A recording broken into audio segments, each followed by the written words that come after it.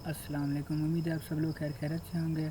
Welcome to another tutorial. और इस tutorial में हम डिस्कस करेंगे पाइथन को। डेटा रैंगलिंग बेसिकली हमारे इस कोर्स का नेम है। और step by step what is data wrangling है क्या। जिस तरह से हमने प्रीवियस लेक्चर्स में हमने एक्सेल के ज़रिए सारे डाटे को हैंडल किया है, और अब हमारे पास डाटा इतना लेंथी हो चुका है कि हम एक्सेल में भी उसे डिस्कस नहीं कर सकते, या हमें हर फार्मूला एक सेपरेट सेल में लगाना होता था। तो उससे बचने के लिए, डाटे को मोर एफिशिएंट वे से हैंडल करने के लिए हम अब पाइथन पर आ रहे हैं। और कुछ लाइब्रेरीज़ हैं इसकी, वो लाइब्रेरीज़ हम इनिशियलाइज़ करेंगे, स्टार्ट में डिक्लेयर करेंगे। और हम स्टार्ट शुरू से करेंगे कि हम एक अरे किस तरह क्रिएट करते हैं। लेट्स सी, हम एनाकोंडा आपने ओपन कर लेना है पहले ही। यहाँ से हम एक न्यू फाइल बना लेते हैं।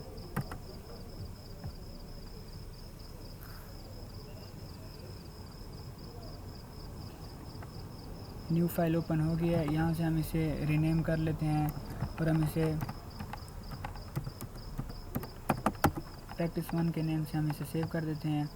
ये बुक जिसे मैं फॉलो कर रहा हूँ, ये बुक वंडर प्लस की है, और मैं आपके साथ ये शेयर कर दूँगा। ये बुक लिंक मैं डिस्क्रिप्शन में प्रोवाइड कर दूँगा। सिंपली हम देखते हैं एरे हम किस तरह से क्रिएट करते हैं, और मज़ीद जो है एरे की इंडेक्सिंग वगैरह किस तरह से होती है। पहले हम कुछ सिंपल लाइब्रेरीज़ के हवाले से डिस्कशन कर लेते हैं कि लाइब्रेरीज़ क्या होती हैं।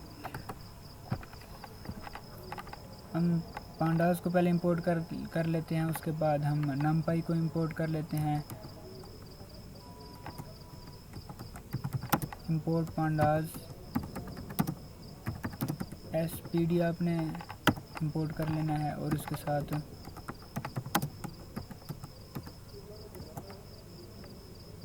इंपोर्ट पांडास और इंपोर्ट नमपाई एसएनपी आपने इनिशियलाइज़ कर लेना है, डिक्लेयर कर लेना है। और उसके बाद शिफ्ट इंटर से मैंने इसे रन करा दिया। अब एरे किस तरह क्रिएट करते हैं, सिंपली लिखेंगे एनपी। ये हमारा वेरिएबल है, क्योंकि जो है नम पी पाई की जो सारे फीचर्स हैं वो एनपी में आ गए हैं। ये अब इनहेरिटेंस हो रही है। मज़ीद हम थोड़ा सा कॉम्प्लिकेटेड स्ट्रक्चर बनाएंगे तो मैं फिर बताऊंगा आपको इनहेरिटेंस क्या होती है इसमें, प्रोग्रामिंग की फील्ड में। np डॉट अरे हम लिखेंगे, और सिंपल मैंने ब्रैकेट्स पुट कर दी, और स्क्वायर ब्रैकेट्स में हम कुछ डिजिट्स ले लेते हैं। ये हमारे पास एक सिंपल अरे क्रिएट हो गया। अब ये हमने डिस्कस कर लिया अरे किस तरह क्रिएट होता है। अब इसी तरह आप डेसिमल प्लेसेस में भी क्रिएट कर सकते हैं।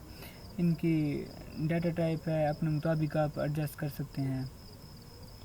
और नेक्स्ट टॉपिक है, जो इसका सब टॉपिक है, क्रिएटिंग एन एरे। अब हम चाहते हैं कि कॉलम्स हम इसके जनरेट कर लें, तो हम वो किस तरह से अब करेंगे। np डॉट एरे हम लिख लेते हैं। ये हमने सिंपल राइट कर लिया।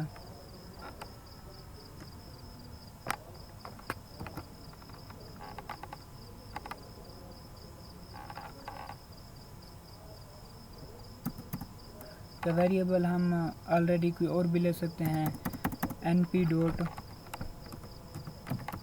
वंस। अब हम चाहते हैं कि जो सारे कॉलम जो हमारे वो उसमें सब में वंस जाए, तो लेट्स सी हम पहले वंस को इंपोर्ट करके देख लेते हैं। वंस को एडजस्ट करके देख लेते हैं कि इसका क्या आंसर आता है, इसकी क्या आउटपुट आती है।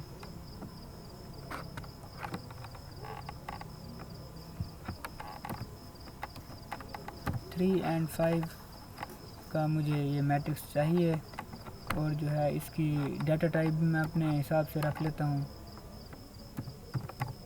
डी टाइप आपने इसी तरह से लिखना है, इसका सिंटैक्स एरर नहीं होना चाहिए। Is equal to float. Data type मैंने इसकी फ्लोट रख ली, और शिफ्ट इंटर से मैंने इसे रन कर दिया। तो ये देखें, ये एक मैट्रिक्स बन गया हमारा 3/4 का।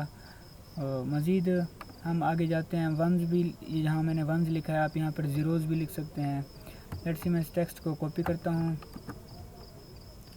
और नेक्स्ट सेल में आ जाता हूँ, यहाँ पेस्ट किया और मैं 1 की जगह ज़ीरोज़ लिख देता हूँ। अब मैं इसे रन कराता हूँ तो ये देखें अब ज़ीरोज़ का जो मेरे पास है एक मैट्रिक्स कंप्लीट है वो जनरेट हो गया है। मज़ीद हम इसे आगे देखते हैं कि अगर इधर हमें कोई अगर वेरिएबल इंटर करवाना हो तो फिर हम किस तरह से करेंगे। एंड हम लेट्स सी मैं चाहता हूँ कि 5 जो है वो सब कॉलम्स में आ जाए, इन्हीं सब कॉलम्स में 5 आ जाए। तो मैं किस तरह से करूँगा, इसे मैंने कॉपी कर लिया और यहाँ पेस्ट कर दिया।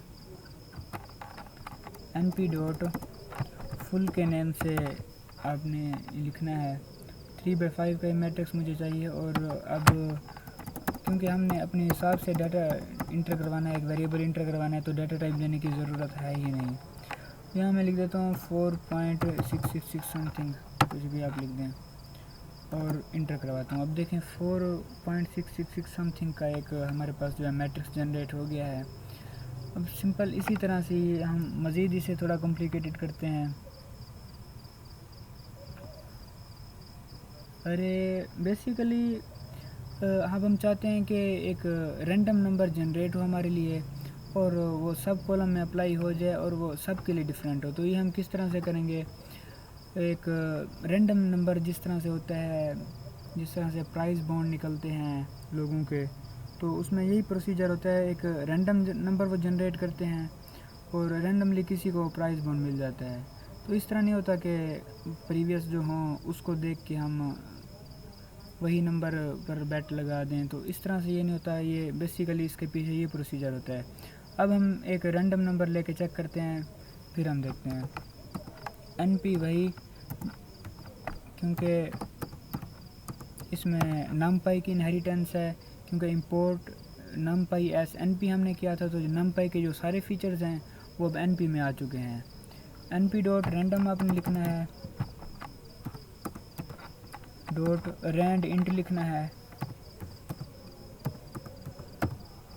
और उसके बाद हम लिख देते हैं कि 0,10 हम लिख देते हैं। और उसके बाद हमें जो मैट्रिक्स चाहिए वो चाहिए 3/3 का। 4/4 का हम बना लेते हैं, 4/4 का। 0 से लेकर 10 के दरमियान हमारे पास डिजिट्स हों और जो हमें मैट्रिक्स चाहिए वो 4/4 का चाहिए। तो इसे मैं रन करवाता हूँ। ये देखें 4/4 का एक मैट्रिक्स जनरेट हो गया है और इसमें सारे रैंडम नंबर आ गए हैं 0 से लेकर 10 के दरमियान। अब मैं चाहता हूँ कि एक और फंक्शन है जिसे आई फंक्शन कहते हैं, इसका क्या काम है लेट्स सी हम देखते हैं।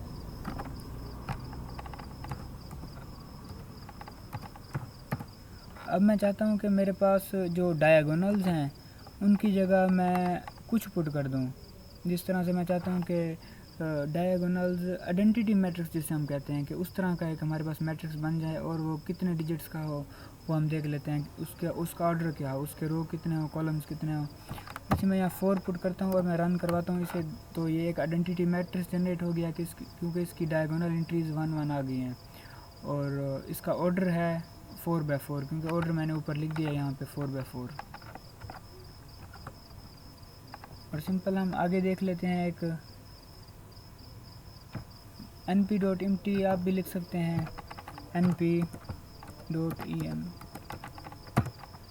np.empty ये भी एक फंक्शन है और मैं लिख देता हूँ 3। तो मैं अब इंटर करवाता हूँ। इसका एरर आ रहा है, इसको देखते हैं इसका क्या इशू है। यहाँ पे हमने सिंटैक्स एरर किया है, टी की जगह मैंने एल लिख दिया, सॉरी। तो ये देखें अब ये जनरेट हो गया है, इसकी उसने जो है सारी इन्फॉर्मेशन दे दी है। मज़ीद हम इस फंक्शन को आगे डिस्कस करेंगे, लेट्स सी अभी के लिए इतना काफ़ी है। अरे हम लेक्चर को समराइज़ कर लेते हैं। सबसे पहले हमने इंपोर्ट पांडाज एस नमपी किया, इंपोर्ट एसपीडी किया, इंपोर्ट पांडाज एस एनपी किया। उसके बाद एक सिंपल अरे क्रिएट किया। उसके बाद मैट्रिक्स पर हम आगे के हमें जो है वंस हमने क्रिएट करने हैं 3/5 के मैट्रिक्स के मुताबिक। और मज़ीद हम चलते चलते फुल फंक्शन को डिस्कस किया, रैंडम वेरिएबल जनरेट किए, आई फंक्शन को डिस्कस किया और एम्प्टी फंक्शन को डिस्कस किया। मज़ीद नेक्स्ट वीडियो में हम डिस्कस करेंगे, इससे मज़ीद हम आगे जाएंगे।